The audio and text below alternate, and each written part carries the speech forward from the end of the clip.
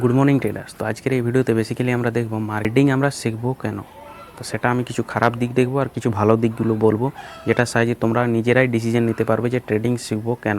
তো trading basically আমরা শিখবো ভালো দিকগুলো দেখতে গেলে, যে ট্রেডিং আমরা যদি ট্রেডিং করি তার ভালো দিক হচ্ছে যে আমাদের একটা ইনকাম অফ সোর্স আছে, যেটা আমাদের আরেকটা সেকেন্ডারি ইনকাম অফ সোর্স বানাতে পারবো। বাই সেল, মোবাইলের মধ্যে বাই সেল করে একটু ফান্ডামেন্টাল রিসার্চ, একটু টেকনিক্যাল রিসার্চ করতে জানলে তাহলে আমরা ট্রেডিংয়ে আমরা ইনভেস্টমেন্ট করতে পারবো।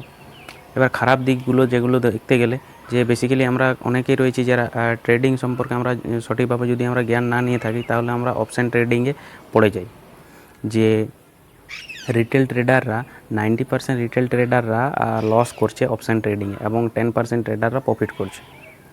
তো 10% মধ্যে কারা আসছে? ফরেন ইনস্টিটিউট ইনভেস্টার বা বাকি যারা বড় বড় ইনস্টিটিউট ইনভেস্টাররা, যাদের কাছে অনেক কয়েক কোটি টাকার তাদের ফান্ড রয়েছে, যেখানে তারা মার্কেটকে যেদিকে মন সেদিকেই তারা নিয়ে যেতে পারে। তো এই জন্য তারা মার্কেটকে নিয়ে যেতে পারে।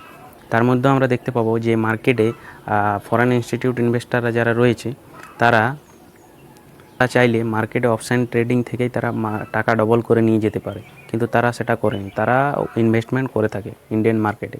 তো তারা যদি এটা বুঝতো যে অপশান ট্রেডিং থেকে টাকা ডবল হয়ে যায়, তাহলে তারা ওখানেই করতো। কিন্তু না, অপশান ট্রেডিং বানিয়েছিল হেজিংয়ের জন্য।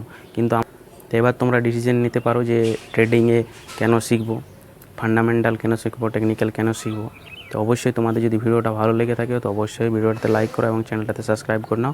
নেক্সট ভিডিও খুব ইম্পর্ট্যান্ট টপিক্সের উপর আসতে চলেছে, যেখানে আমরা ফিউচারে দেখবো যে কোনো কোম্পানির ম্যানেজমেন্ট কীভাবে কাজ করছে, কীভাবে প্রফিট গ্রোথ আসছে, কীভাবে তাদের সেলস গ্রোথ হচ্ছে। তো পুরো ডিটেলস আমরা একটা সিরিজ আনবো, যেখানে তোমরা খুব সহজেই বুঝতে পারবে। সব কোম্পানির আমরা একটা সিরিজ বানাবো। তো চলো এখন তোমরা চ্যানেলটাতে সাবস্ক্রাইব করে নাও।